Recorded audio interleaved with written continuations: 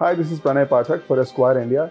And in today's edition of Esquire Reads, we have with us the author Karan Mahajan. Recently of The Complex, the very unputdownable family saga is just written. And previously, The Association of Small Bombs. Welcome, Karan. Thank you for having me, Prannay.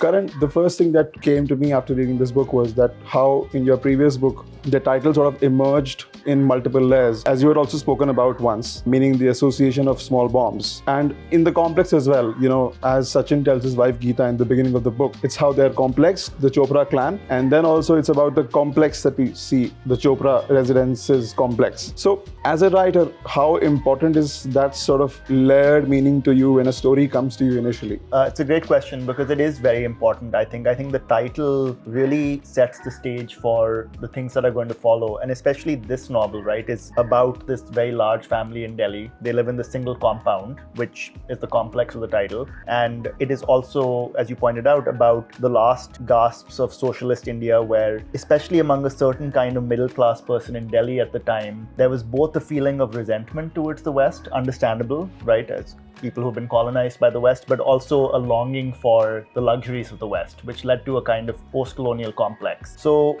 that dual meaning, one which is architectural, which is about the complex and the buildings, plus one which is psychological, provided a basis for the novel as a whole. So the first is page 138, where we are talking about Karishma and Lakshman's first rendezvous. And spicy scene. Oh yes.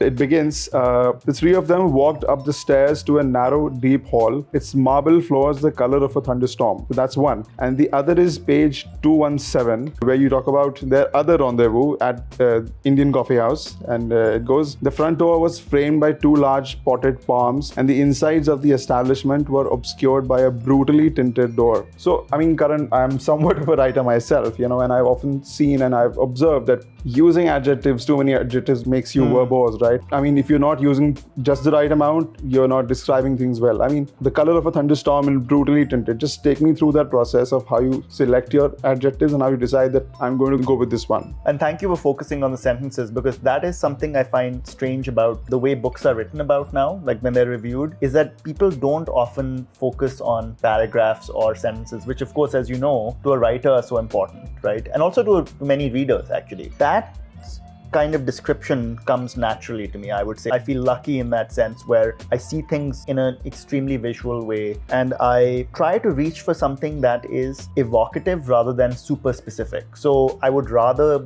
say something like, this is the color of a thunderstorm, than say, this marble was sourced from such and such mine and it had these four colors in it. I want the reader to get an instant sense. And so brutally tinted is another good example of that, where it's a strange word choice in a way, but that word brutal is doing a lot of work in setting the mood. It's sort of implying the violence under the surface of all these interactions that Lakshman and Karishma are having. Though, of course, I will say that as a writer, I'm not entirely conscious of it. It's just when I go back and revise and I see those things, I think to myself, okay, something is working. The mood is coming through. I'm not going to change that. But even as you read the book, you're like, because I grew up in Delhi, I grew up in a very middle-class family myself. And what I felt was that, the Chopra clan, it seems vaguely familiar, and then at instances extremely familiar, their machinations.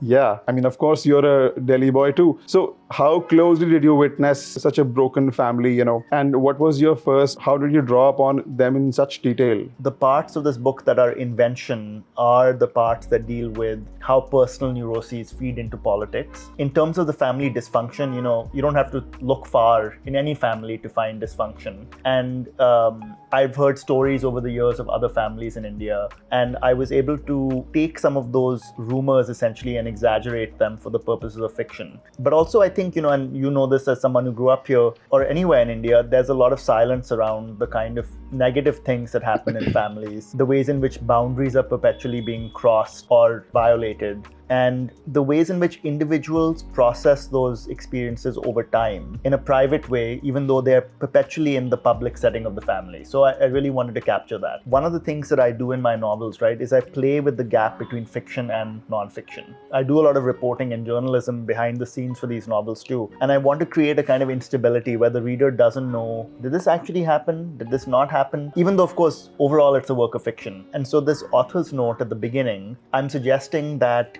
this is the story of an actual Chopra family, that someone named Mohit Chopra passed away and for reasons I don't really understand, named me as the literary executor, and that I got access to the emails. And so it adds, I think, a layer of danger to the whole project. So when you're reading along, you think, wait, are these people real? Did they really exist in Delhi? That's what I'm hoping. So, I won't give too much more away. All right, that's fine. The burden of legacy, as we see in the complex, SP Chopra, the father, his name, and the family values, most importantly, which they keep raking up and keep evoking despite not really, having any kind of values. So do you think that just us Indians that are complexed by, legacy, or is it like a universal human phenomenon? Oh, I think everything in this book is meant to be universal. Like, I don't think any of these flaws are specific to Indians, any of these dysfunctions are specific. Obviously, America right now, the United States is in the grip of this kind of maniacal obsession with the past, of wanting to recreate the 1950s, a time before there were immigrants, before apparently black people had more power. And so this novel is certainly commenting on this phenomenon that is occurring everywhere, which is there's a towering myth in the past, and instead of moving on and creating a new formula, you want to go back to this ancient image and just venerate it at the expense of all the complexity of the present. So SP Chopra represents that in this family, when in fact he was maybe a great figure during independence, but that's not enough for the present. And the question the novel asks is, what are the alternatives? What can we do instead? What did you grow up reading, Karan? And to be more specific, when you were developing your,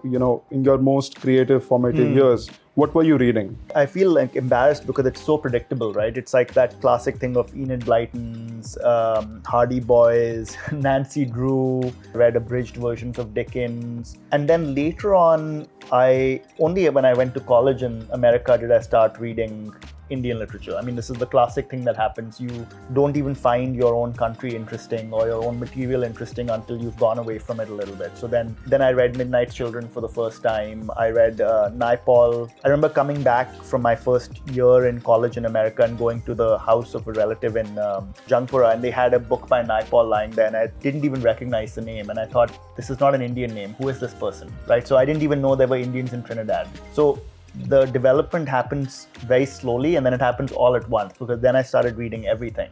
Thank you, Karan, for your time. Thank you so much, Prannay. That was great. This is me signing off on behalf of Esquire India. For more reviews, recommendations, and author interviews, stay tuned.